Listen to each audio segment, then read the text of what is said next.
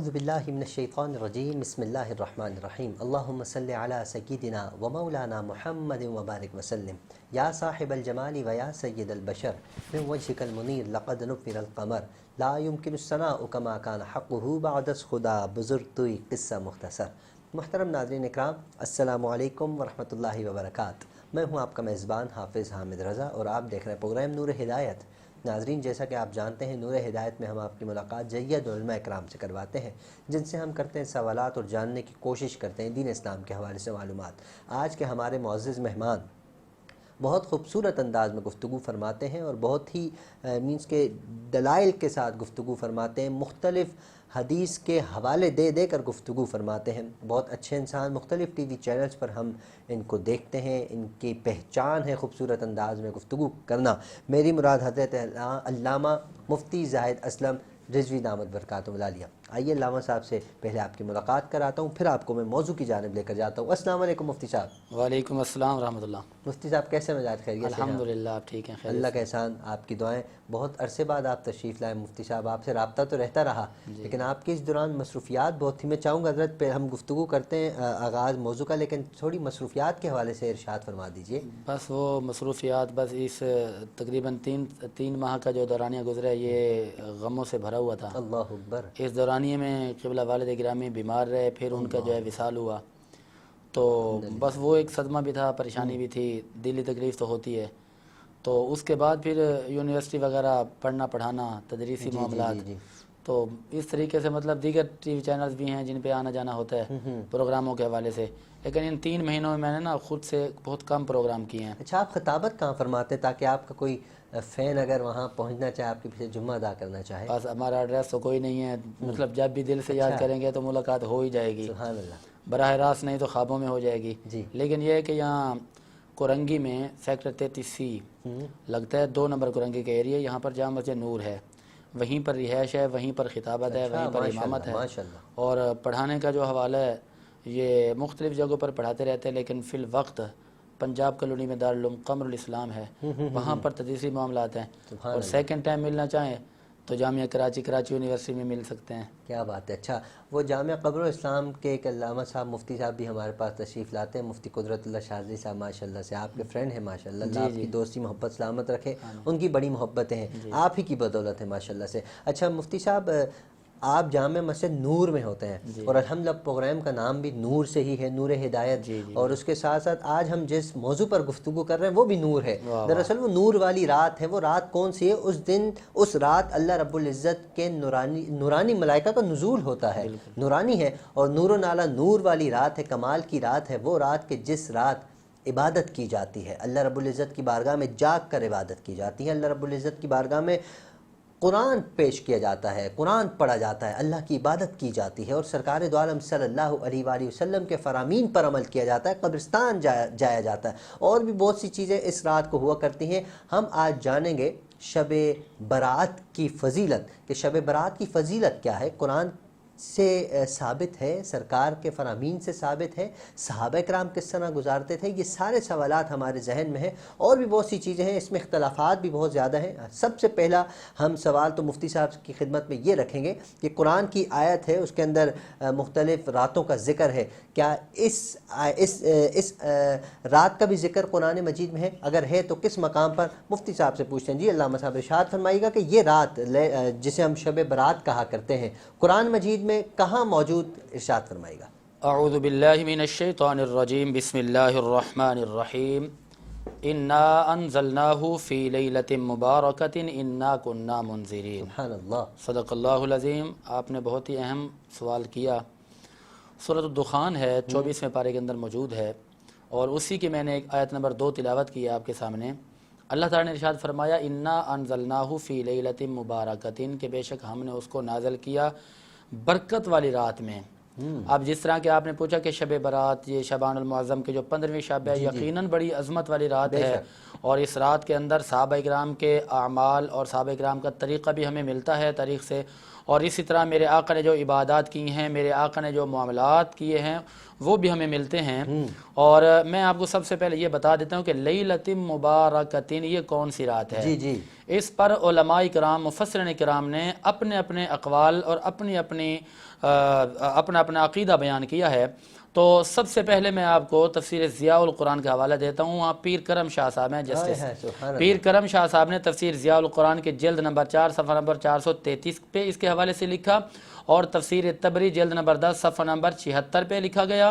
اور اسی طرح علامہ محمود علوسی نے تفسیر روح المعانی جلد نمبر 13 صفحہ نمبر 170 پہ لکھا، اور اسی طرح جامع البیان کتاب کا نام ہے، اس کے جلد نمبر 6 صفحہ نمبر 87 پہ لکھا گیا، اور تفسیر خازن جلد نمبر 4 صفحہ نمبر 116 پہ لکھا گیا، اور اس طرح تفسیر ساوی جلد نمبر 4 صفحہ نمبر 55 ہے، تفسیر مدارک جلد نمبر 3 صفحہ نمبر 276، اور اس کے علاوہ تفسیر قرطبی اس کی جلد نمبر 8 ہے، صفحہ نمبر 519 پہ لکھا گیا، اور تفسیر کشاف جلد نمبر 4 صفحہ نمبر 272، اور تفسیر بغوی جلد نمبر 8 صفحہ نمبر 148 پہ لکھا کیا ہے، لیلۃ مبارکۃ وہی لیلۃ نصف شعبان المعظم۔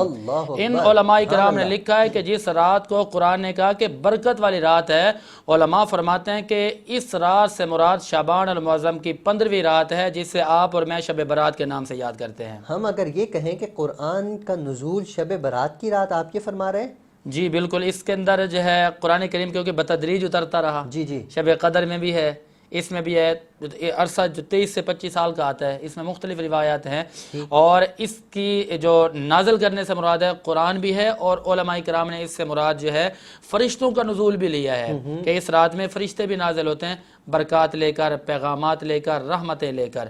تو قرآن سے یہ بات ثابت ہو گئی ہے، اور علماء کرام مفسرین کرام کے فرامین سے بھی یہ بات ثابت ہو گئی کہ قرآن میں لیلۃ مبارکۃ جس رات کا نام لیا گیا وہ یہ شب برات۔ لیکن عرف عام مشہور تو شب قدر کے حوالے سے، جیسے کہ قرآن کی بھی تو آیت ہے انا انزلناہ فی لیلۃ القدر، سورۃ القدر پوری نازل کی گئی۔ ہم تو بچپن سے یہ سنتے چلے آ رہے ہیں، اور علماء اکرام بھی یہ فرماتے ہیں، مطلب اس پہ اختلاف ہے، تو اس اختلاف کو ختم کیسے کیا جا سکتا ہے، اور کیسے ہمارے دور کے علماء اکرام کر رہے ہیں؟ دیکھیں کہ لیلۃ مبارک قرآن کریم تو 23 سال کے عرصے میں نازل ہوا، یہ بتدریج ایسا ایسا اترتا رہا لوح محفوظ پہ، پھر آسمان دنیا کی طرف ہوتا رہا۔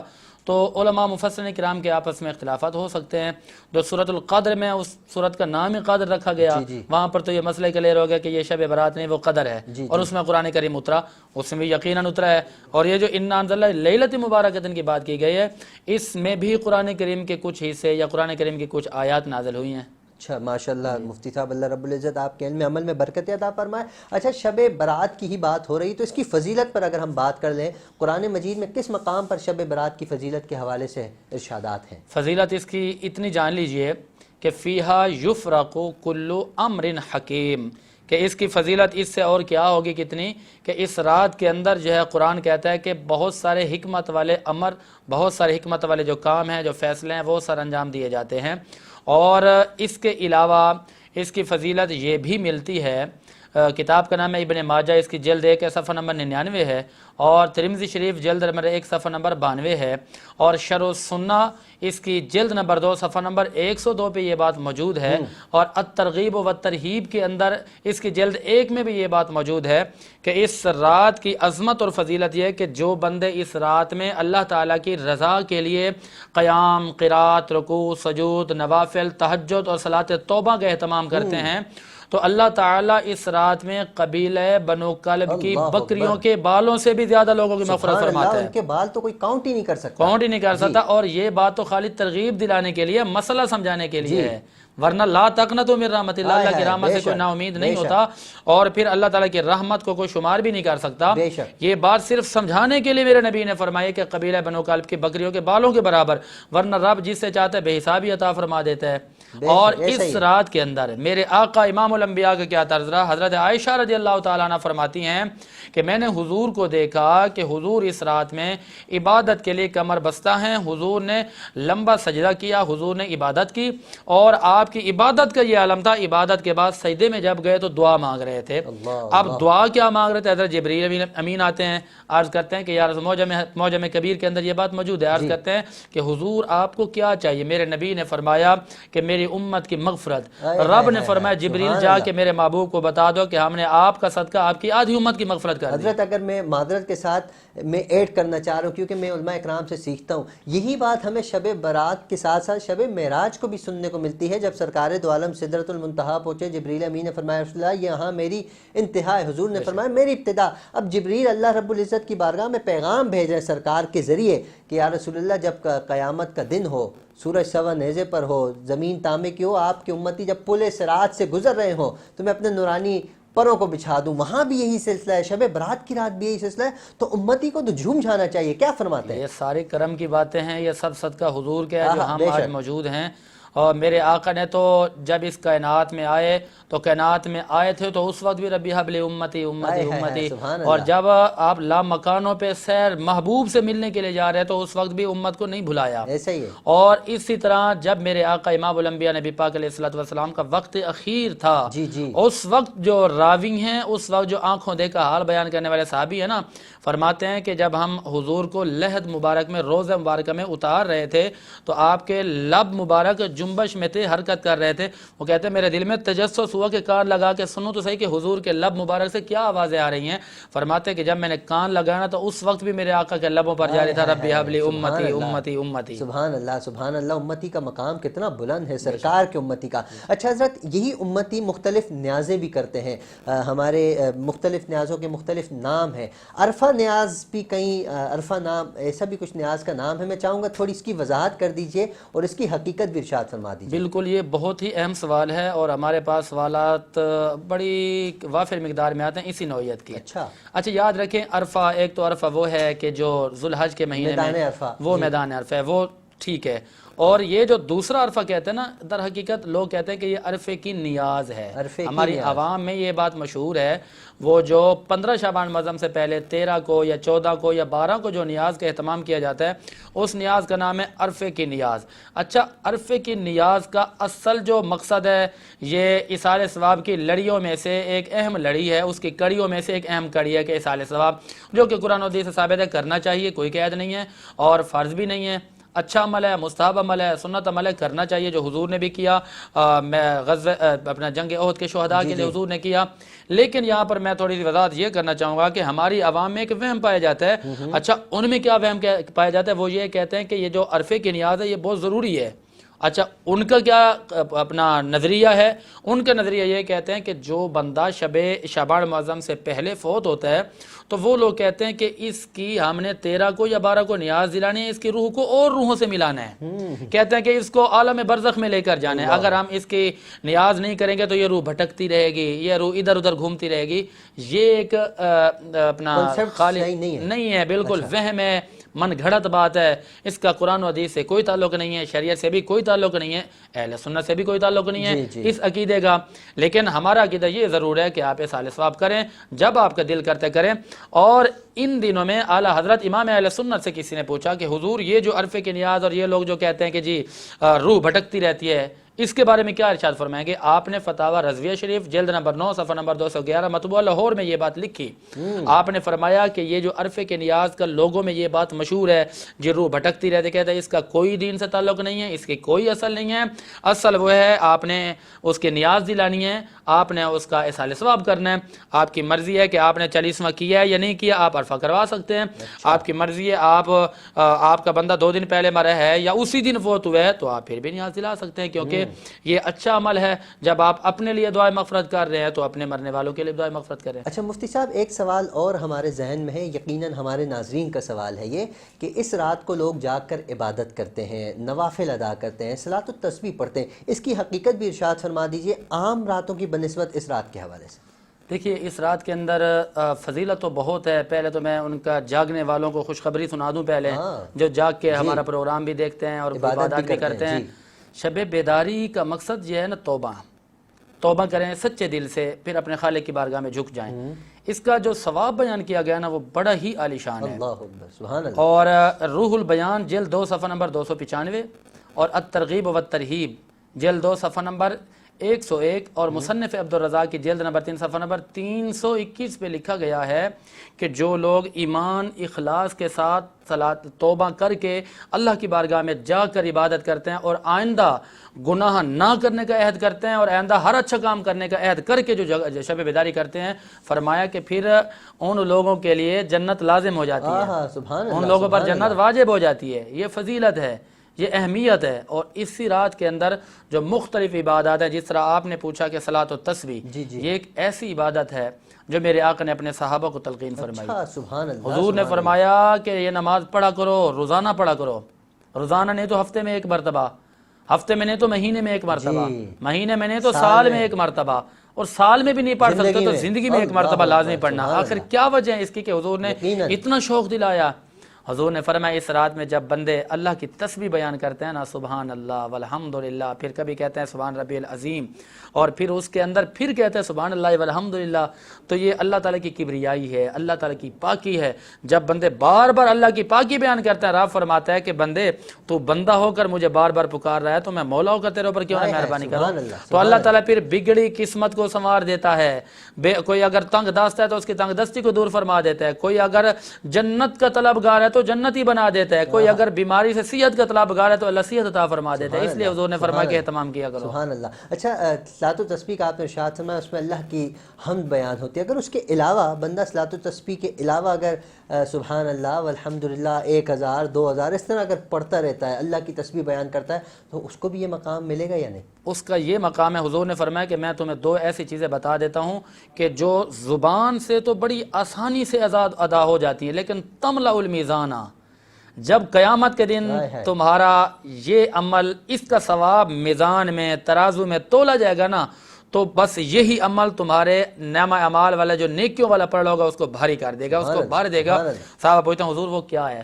حضور نے فرمایا سبحان اللہ والحمدللہ، یہ ہے سبحان اللہ، سرکار کی طرف سے وظیفہ ہے بے شک امتیوں کو۔ جی اچھا حضرت، آخری سوال، کیونکہ وقت بہت مختصر سے ہمارے پاس، صحابہ کرام اس رات کو کس انداز میں گزارتے تھے؟ سبحان اللہ، صحابہ اکرام نے وہی انداز کیا جو میرے آقا کا تھا۔ رب نے فرمایا یا ایھا المزمل قم اللیل الا قلیلا، اور میرے آقا نے جو گزاری صحابہ نے بھی اسی طرح گزاری۔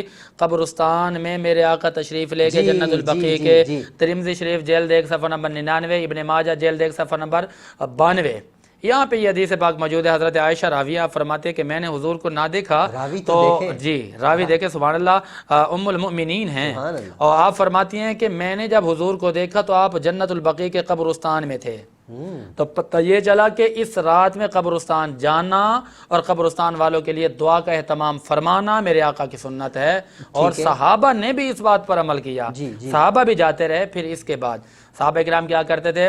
عشاء کے بعد عشاء کی نماز پڑھی، وطر پڑھے، پھر اس کے بعد وہ بیٹھ گئے عبادت کے لیے، قرآن کی تلاوت، پھر نفلی عبادت، پھر رات کو تہجد پڑھی، پھر فجر کی نماز پڑھی، اور پھر روزہ رکھا اس دن کا۔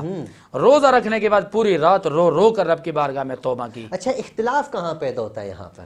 دیکھیں کہ یہاں پر ہمارے ہاں تو کوئی اختلاف نہیں ہے، اور جنہیں اختلاف ہے وہ تو اس رات کو سرے سے مانتے نہیں ہیں۔ جی، وہ وجہ کیا ہے؟ میں چاہتا ہوں تھوڑی وضاحت ہو جائے۔ وہ وجہ یہ ہے کہ اس سے وہ یہ ثابت کرنا چاہتے ہیں کہ یہ شب برات جو تم نے بنائی ہے اس کا کہیں پر کوئی ثبوت نہیں ملتا، اور ہم نے کہا کہ یہ تو قرآن میں موجود ہے، ہم نے کہا کہ یہ تو حدیث میں موجود ہے، اور حضور کا جاگنا، حضور کا عبادت کے لیے جانا یہ 15ویں رات کو ہی تھا، اور ہر وہ رات جس رات کے اندر آپ جہنم سے آزاد ہو جائیں، آپ پر اللہ کی رحمتوں کا نزول ہو جائے، اس سے تو شب برات کہتے ہیں۔ یہ تو اللہ کی طرف سے ایک بونس ہے، یہ تو ایک بونس ہے کہ چلو شعبان معظم کی رات آتی ہے 15ویں، اس کے شب برات ہے، لیکن رب نے یہ فرما دیا لا تقنطوا من رحمت اللہ یا ایھا الذین آمنوا توبوا الی اللہ توبۃ نصوحا۔ جب بھی آپ نفس امارہ سے، شیطان سے، مکر و فریب سے بچ کر اپنے خالق کی بارگاہ میں توبہ کر کے سر کو جھکا لیتے ہیں، وہی رات آپ کے لیے شب برات ہے۔ یہ رات میں کہتا ہوں اسی بات کا اثر بھی تو ہے جب صحابہ کرام نے حضور سے فرمایا یا رسول اللہ، جو پہلے انبیاء کی امتیں ہوا کرتی تھیں ان کی عمریں زیادہ ہوتی تھی، تو اللہ رب العزت نے پھر امتی محمدیہ کو اس طرح کی راتیں عطا فرمائی تاکہ ہم رات کو جاگ کر اللہ کی خالصتاً مخلص عبادت کریں، تو اللہ رب العزت 70,000 سال کے برابر کا ثواب عطا فرماتا ہے۔ یہ بنی اسرائیل کے ساتھ یہ معاملات تھے، ان کی لمبی عمریں تھیں۔ ایک مرتبہ حضور مغموم ہو کر عرض کرتے ہیں کہ مالک میری امت کی تو عمر بھی کم ہے، اور آپ نے لیلۃ القدر عطا فرما دی، پھر دعا کی تو شب برات عطا فرما دی، پھر دعائیں ہوئیں تو عید الفطر کی رات مل گئی، چاند رات جس کو کہتے ہیں، لیلۃ الجائزہ کہتے ہیں، اور پھر اسی طرح معراج کی رات جو حضور گئے تو اس رات میں بھی اللہ نے بے بہا کرم اور رحمتوں کا نزول فرما دیا. یہ رب کی عطائیں ہیں، یہ محبوب کی کرم نوازی ہے، محبوب کے وسیلے سے رب نے سب عطا کیا ہے. بے شک اللہ ہر چیز پر قادر ہے. مفتی صاحب بہت بہت شکریہ، بہت بہت نوازش، بہت خوبصورت انداز میں آپ گفتگو فرماتے ہیں. امید کرتا ہوں آپ آئندہ بھی تشریف لائیں گے. ناظرین ہمارے پروگرام کا وقت اختتام کی جانب ہے. آپ سے گزارش اپنا، اپنے اہل و عیال، اپنے پڑوسی، اپنے رشتہ دار سب کا خیال رکھیے. وینس ٹی وی کی پوری ٹیم کو اپنی خصوصی دعاؤں میں یاد رکھیے. السلام علیکم ورحمۃ اللہ وبرکاتہ.